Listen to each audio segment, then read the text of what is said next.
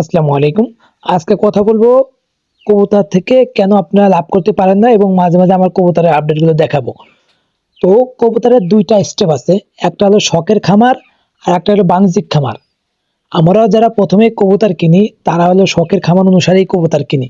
কিন্তু যখন আমাদের শখ পূরণ হয়ে যায় তখন দেখা যায় কি অলরেডি আমাদের পকেট থেকে ২০-৩০ হাজার টাকা নাই হয়ে গেছে। যারা ফেন্সি কবুতর পালন করেন, তখন আমরা হতাশায় পড়ে যাই আসলে এত টাকা কবুতরে নাই হয়ে গেল।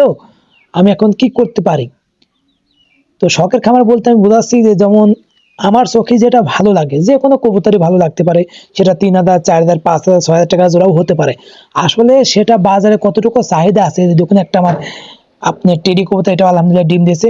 তো বাজারে কতটুকু সেই কবুতরের চাহিদা আছে আমরা কিন্তু সেটা বিবেচনা করি না। আমাদের কাছে যে কবুতরগুলো ভালো লাগে প্রথম অবস্থায় আমরা সেই কবুতরগুলোই ক্রয় করি। ক্রয় করার পরে যখন আমাদের খামারে অলরেডি ২০-৩০ হাজার, ৪০,০০০ টাকা ইনভেস্ট করে ফেলি, তখন আমাদের মাথায় আসে কি কবুতর থেকে কোনো লাভ নেই। আমি যেগুলো বাচ্চা করতে দিই, ৩,০০০ টাকা আপনি এক জোড়া কবুতর কিনলেন, সেই বাচ্চাটা আপনি বিক্রি করতে গেলে দেখবেন যে আপনার ৫০০ টাকাও কেউ নিবে না। তখন আরো মন খারাপ হয়ে যায়, কি আমি ২ মাস ১ মাস পর এক জোড়া বাচ্চা পেলাম, সেই বাচ্চাটাও ৫০০ টাকা বেচা যায় না। তখন আপনাদের টেনশনটা বেশি হবে। এইজন্য আমি বলি যে কবুতরের খামার করার আগে আপনাদের রিসার্চ করতে হবে কোন কবুতরের ডিম বাচ্চা ভালো হয় এবং কোন কবুতরের বাজারে চাহিদা বেশি। আর যদি বাণিজ্যিক হিসাবে করতে চান তাহলে আপনাদের বাজারের চাহিদা অনুসারে যে কবুতর চাহিদা বেশি এবং প্রোডাকশন ক্ষমতা বেশি সেই কবুতরগুলি ক্রয় করতে হবে। আপনাদের মতো কিন্তু প্রথমেই আমারও এমন অবস্থা ছিল যে কবুতরগুলো আমার ভালো লাগতো, আমি সেগুলোই কিনতাম কিন্তু বাচ্চাগুলো তুলনামূলক সেই দামে আমি বিক্রি করতে পারতাম না। একসময় আমার কবুতর ফার্মে লস হয়ে যায়, কিন্তু আমি প্রবাসে থাকি এই লক্ষ্যে, এই জন্যই আমি খামারটা কোনোভাবে টিকাইতে পারছি। আলহামদুলিল্লাহ এখন আস্তে আস্তে আমার যে লসটা সেটা রিকাভার হয়ে যাচ্ছে। কিন্তু সবাই আমার মতো না, যারা খামার করে তারাও অনেকেই স্কুলের টাকা গোছায়, অনেকেই বাপ মার কাছ থেকে খাওয়ার টাকা গোছায়, তারা বেশি টেনশনে পড়ে।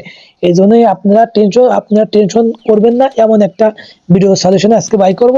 আপনারা কবুতর কেনার আগ দিয়ে সব সময় বাজারে যে কবুতরের চাহিদা বেশি থাকে সেই কবুতরগুলো কিনবেন এবং আনকমন রেয়ার কালেকশন। আর কবুতরের যদি দাম যদি আপনার বাজার থেকে আপনার ১,০০০ টাকা বেশিও লাগে, আপনি সেই কবুতরগুলো কিনবেন, কারণ সেই কবুতরগুলো মার্কেট ভ্যালু বেশি থাকে।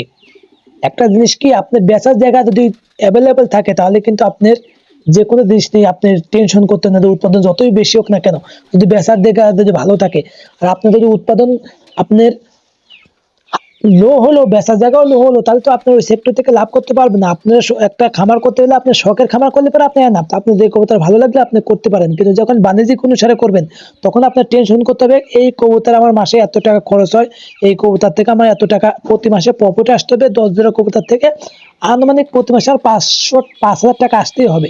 নাহলে তো আপনার কিন্তু শ্রম আছে, আপনার ঘাম আছে, আপনার ইনভেস্ট আছে, তাহলে তো হবে না, হবে। এই জন্যই আপনাদের আমি কিছু কবুতর যেমন বলতে পারি, আপনার হাই প্লার নিয়ে আপনি কিছু কবুতর নিয়ে কাজ করতে পারেন এবং ফ্যান্সি কিছু কবুতর আপনি যেগুলো রেয়ার কালেকশন। আর কখনোই ডেড কবুতর, যে কবুতরগুলো আপনার নর্মাল দেখতে দেখা যায় এবং কবুতরের ডিম বাচ্চা আপনার প্রপারলি হয় না, এরকম কবুতর নিয়ে হতাশা ভুগবেন না।